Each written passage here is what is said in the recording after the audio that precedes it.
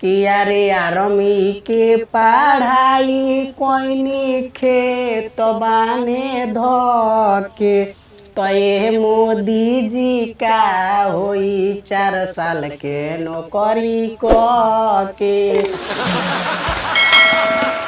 हाँ तो ये भैया लोग जौना आर्मी में भर्ती होके खातिर हमार बाबूजी 4 कट्ठा खेत बांधे धो के पढ़वले या लिखवले, सरवा वही आर्मी में 4 साल के नौकरी मिलता।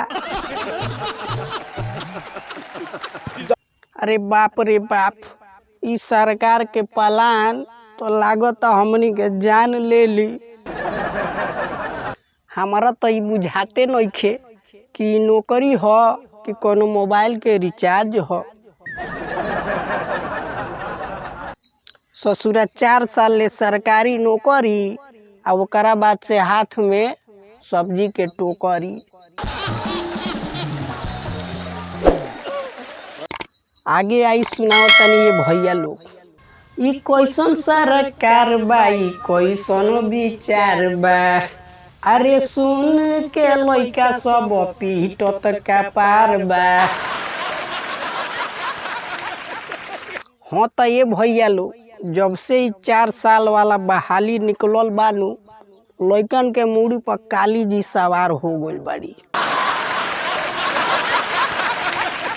अरे लइका लो तो छाती पीट पीट आ डकर डकर रोवता रलो। बताई ये भैया, जामना लइकन के सपना रहे कि आर्मी में भर्ती होके आ देश की अपना सेवा करे, आज उहे आर्मी हे लइकन के जानलेवा हो गइल बा।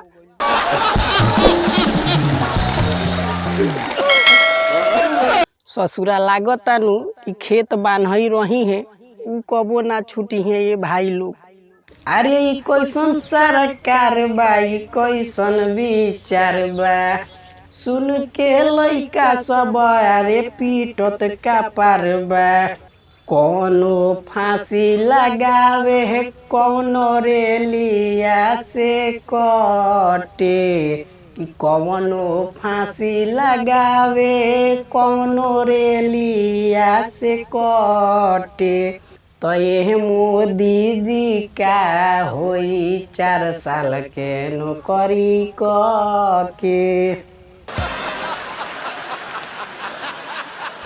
सच बताई ये भैया लोग, ऐसन योजना सुन के लइकन के सपना पर तो पानी फिर गइल बा।